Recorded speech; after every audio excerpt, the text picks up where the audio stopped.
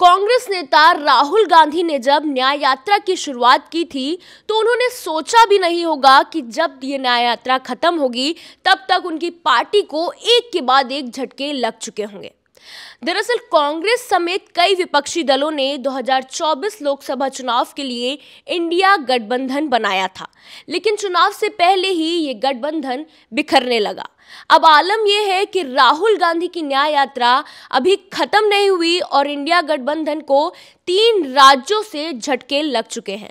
तो जिस तरह से इंडिया गठबंधन कमजोर पड़ता दिख रहा है, ऐसे में चलिए आज बात करते हैं इसी मुद्दे पर और जानते हैं 2024 के चुनाव में कांग्रेस को कितनी मुश्किलों का सामना करना पड़ सकता है। हमारे साथ है रवि जी, हमारे टीम मेंबर। तो जिस तरीके से पश्चिम बंगाल में ममता बनर्जी ने एकला चलो का नारा देकर वो अलग हो गई इंडिया गठबंधन से, उसके बाद बिहार में नीतीश जी से बात बिगड़ गई और वो भी गठबंधन छोड़ दिए, और अब झारखंड में भी झटका लग चुका है, तीसरा झटका झारखंड से लग चुका है। तो क्या लगता है आपको कि कांग्रेस 2024 में इन सभी कारणों को लेकर कितनी कमजोर पड़ सकती है? बिल्कुल सोनल, आपने सही कहा कि कांग्रेस को एक के बाद एक झटका लग रहा है या इंडिया गठबंधन को। और आपने सही कहा कि जब इंडिया गठबंधन बना था तो इसी बेस पे बना था कि बीजेपी को हराना है, और जब बना था तो लगभग 28 दल इसमें शामिल थे जो छोटे बड़े दल थे। और बड़े दल की अगर बात करें तो आप टीएमसी को देख लीजिए, और नीतीश थे, उत्तर प्रदेश में आइए तो अखिलेश की पार्टी ले लीजिए। टीएमसी की बात करें तो जोरों शोरों से बिल्कुल बीजेपी को हराने के लिए लगी हुई थी। अब एक के बाद क्या हो गया, पहले टीएमसी चली गई, फिर नीतीश का तो आप बिहार में देखें कि क्या खेला हुआ, पूरा एक ही दिन में सत्ता ही बदल गई और एनडीए के साथ फिर आ गए। और अब टीएमसी, और अब झारखंड में अभी कल ही की न्यूज़ है, झारखंड में पूरी सरकार ही गिर गई एक विवाद को लेकर के, ज़मीनी विवाद। तो हालांकि वो तो कोर्ट का मामला है, लेकिन उस पर गिरफ्तारी सीएम की हो गई। तो एक बड़ी बात है कि प्रदेश के सीएम की गिरफ्तारी के बाद तो ये भी कांग्रेस के सहयोगी दल ही थे।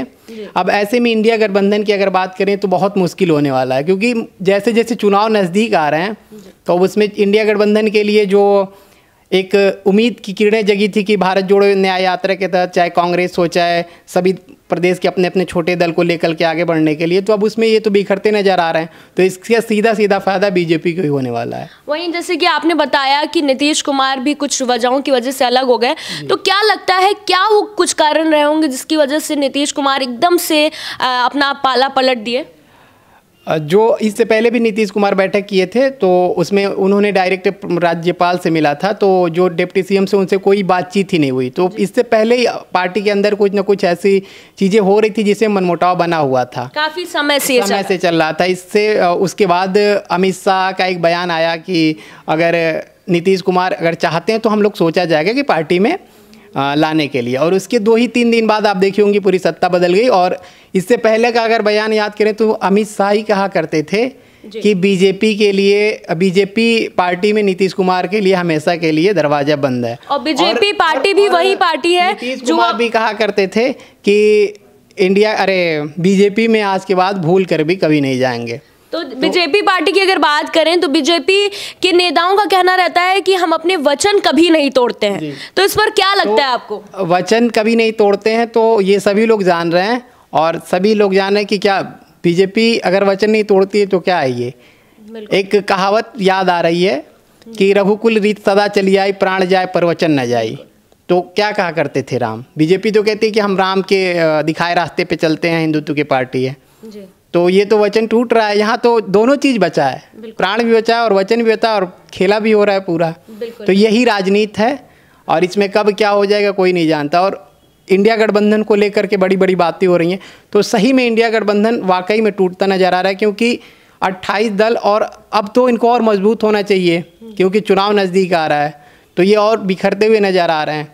वहीं कुछ लोगों का ये भी कहना है कि जो कांग्रेस की ये राहुल गांधी की ये न्याय यात्रा थी, इससे भी काफी इनको नुकसान ही मिल रहा है, कोई फायदा नहीं हो रहा है पार्टी को। क्या लगता है आपको इस पर? अब ये देखिए, अभी यात्रा चल रही है, हालांकि 2-3 राज्य में गए, कहीं पश्चिम बंगाल में जब यात्रा उनकी गई तो वहाँ जो ममता बनर्जी हैं सीएम, उन्होंने कहा कि हमको इनविटेशन ही नहीं था, हमें पता ही नहीं है। तो ये किस प्रकार का गठबंधन है कि अगर प्रदेश में उनकी न्याय यात्रा जा रही है तो उनके कार्यकर्ता, उनके लोग उनके साथ मिलकर के आगे बढ़ें, तभी तो एक वोट बैंक क्रिएट होगा। लेकिन क्या हुआ कि वो अकेले ही पदयात्रा लेके निकल गए, कब बिहार में आ गए। लेकिन राहुल गांधी के साथ इस बार जो देखा जा रहा है कि एक युवा तबका उनकी यात्रा में शामिल है, तो ये एक उम्मीद की जा रही है कि कुछ बदलाव हो सकता है। हालांकि इससे पहले भी जो यात्रा लेके निकले थे उसमें भी यही कहा जा रहा था कि नहीं कुछ फ़ायदा होगा, लेकिन 5 राज्य के चुनाव हुए और फिर सभी लोग देखिए कि किस तरीके से उनकी बुरी हार हुई।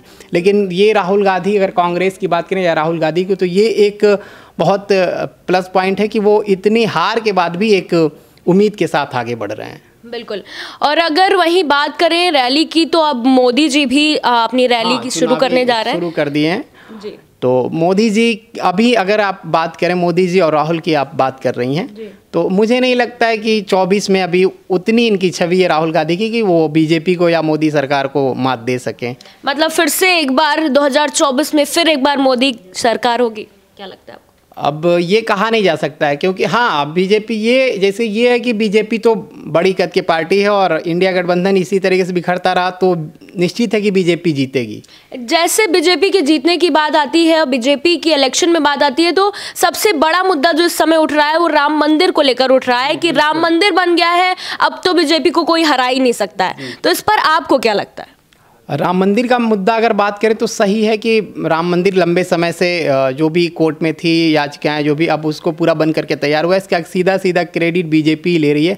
इसका कारण है, बहुत सारे कारण हैं, क्योंकि जो भी छोटी छोटी पार्टियां, जो कांग्रेस ले लीजिए या कोई भी है या समाजवादी कोई ले लीजिए, ये लोग बचते नज़र आए इससे। बीजेपी इस पर फ्रंट पे खेलती नज़र आई है और बीजेपी को इसी का फ़ायदा राम मंदिर का चुनाव, अरे राम मंदिर पे ही जो कह रही हैं आपकी चुनाव लड़ा जाएगा, तो ऐसा नहीं है, चुनाव तो लड़ा ही जाएगा, लेकिन ये है कि बीजेपी का इसको फ़ायदा होगा।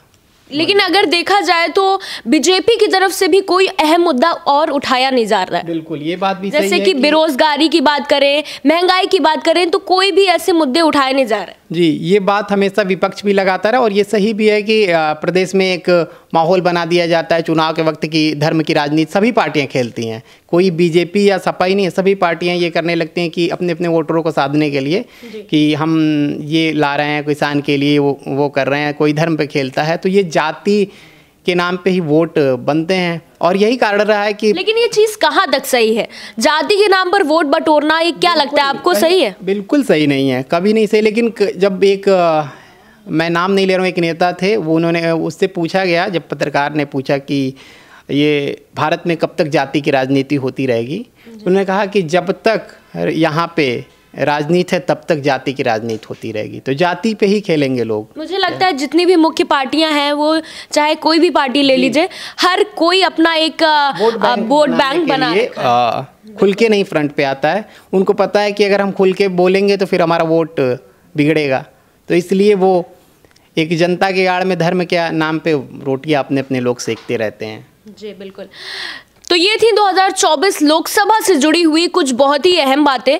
तो फिलहाल के लिए बस इतना ही, मिलते हैं अगले वीडियो में। देखते रहिए लाइव यूपी न्यूज़ 24।